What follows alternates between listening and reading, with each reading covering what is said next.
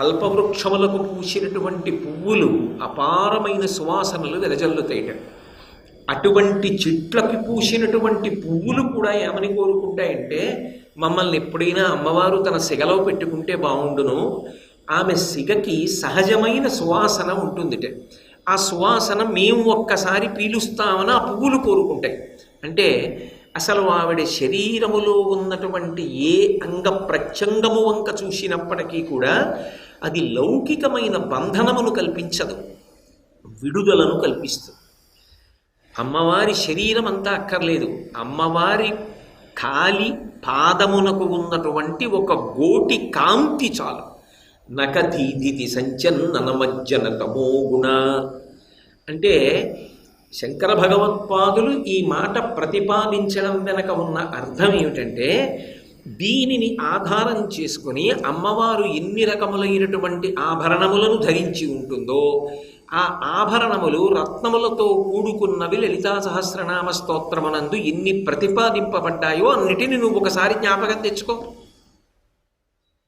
ఒక వరుస క్రమంలో ఉండవుగా, ఏదో శ్రీమాత, శ్రీ మహారాజ్ఞి, శ్రీమత్ సింహాసనేశ్వరి, చిదగ్నికుండ సంభూత, దేవకార్య సముద్యత అన్న వరుస క్రమంలో రావు. రత్నములతో కూడుకున్న నామములు చెప్పాలి అంటే మీరు ఒకసారి వరుస క్రమంలో జ్ఞాపకం తెచ్చుకోవాలి ఏవేవి అలా ఉండే అవకాశం ఉంది అని.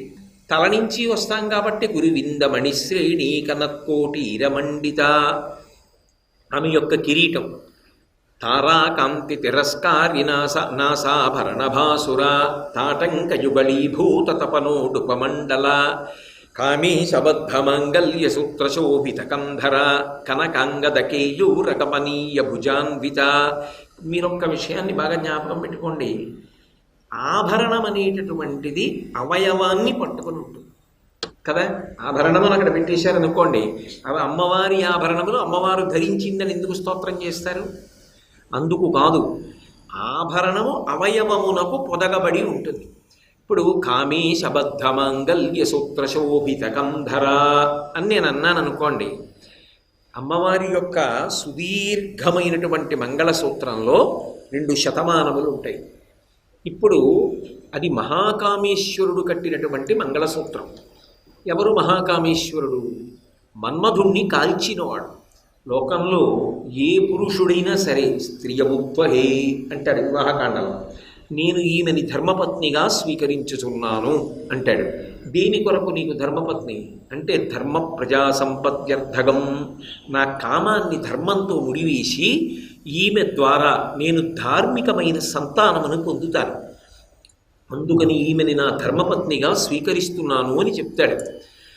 మరి అసలు కాముణ్ణే కాల్చేసిన వాడికి, కామమే లేని వాడికి ఇక ధర్మపత్నిని స్వీకరించవలసిన అవసరం ఏమిటి? ధర్మపత్నిని స్వీకరిస్తే తప్ప ధర్మాచరణము చెయ్యలేని వాడు శంకరుడండి అని ప్రతిపాదించడం సాధ్యం అవుతుందా? ఆయనే రాశీభూతమైన ధర్మం అంటే ఆయన కాదు ఆమెని స్వీకరించినది, కాముణ్ణి కాల్చేసినటువంటి వాణ్ణి. లోకంలో ఏ పురుషుడైనా ఏదో అనుకూలవతి, సౌశీల్యవతి, బాహ్యంలో తన కంటికి నచ్చినటువంటి పిల్లని భార్యగా స్వీకరిస్తాడు.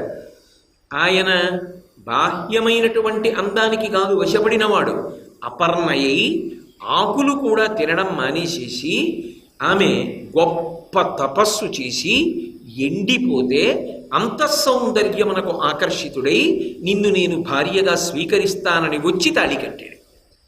ఇప్పుడు ఆవిడ ఏం చేసింది? తాళి కట్టి ఆయన్ని తీసుకొచ్చి పక్కన భర్తగా కూర్చోబెట్టుకుంది. ఆయన్ని ఆవిడ అలా భర్తగా కూర్చోబెట్టుకుంది కాబట్టి వాళ్ళు జగత్తుకు జననీ జనకులై మనందరికీ శరీరములు వచ్చాయి. మనందరం శరీరములను పొందాం కాబట్టి ఈ శరీరంతో మనం ఏం చేస్తున్నామంటే చేయవలసిన కార్యములు చేసి పుణ్యములు సముపార్జిస్తున్నాం. గత జన్మములో చేసినటువంటి పాపములు ఏ ఉన్నాయో ఆ పాపములను పోగొట్టుకునేటటువంటి ప్రయత్నం చేస్తున్నాం. దానికి శరీరం కావాలా వద్దా? దీన్ని ఇవ్వడంలో ఆ తల్లి అంత గొప్ప తపస్సు చేసి శంకరుడి చేత తాళి కట్టించుకుంది. లోకంలో ఎవరైనా ఏ పురుషుడైనా ఆ స్త్రీని మోహించి వరించి ఆమె యందు మక్కువను పొంది లేదా పెద్దలు నిర్ణయించారని ఆమెను భార్యగా స్వీకరిస్తాడు. పార్వతీదేవి విషయంలోనూ ఆమె తపస్సు చేసి శంకరుడి చేత 3 ముళ్ళు వేయించుకుంది. అలా వేయించుకుని ఆమె లోకములకన్నిటికీ కూడా జనని అయింది, తల్లిగా నిలబడింది. ఇప్పుడు ఆ ఆభరణం వంక మీరు ఒక్కసారి చూశారనుకోండి, అమ్మ పాదాలకి దగ్గరగా కూర్చుని చంటి పిల్లాడు తలపైకెత్తి చూసినట్టు చూస్తే అమ్మ ఇలా కూర్చున్నప్పుడు ఆవిడ మంగళసూత్రం పైకి శతమానములు కనపడుతున్నాయి అనుకోండి. ఆవిడ సాధించినటువంటి అద్భుతం, మన్మధుణ్ణి శంకరుడు కాల్చేస్తే ఆవిడ రూపం లేకుండా మన్మధుడు రతీదేవికి మాత్రమే కనపడుతూ సమస్త ప్రాణుల మీద బాణములను ప్రయోగించి సృష్టి జరగడానికి అవకాశం కల్పించింది.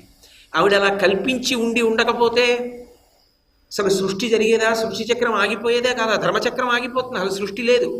అప్పుడు జీవులందరూ పడిపోవడమే తప్ప ఇక కొత్తగా జీవులు రారు, మన్మధుడు లేడు కాబట్టి. కానీ ఆమె మన్మధుణ్ణి బతికించింది. సర్వం శ్రీ ఉమామహేశ్వర పరబ్రహ్మార్పణమస్తు. స్వస్తి.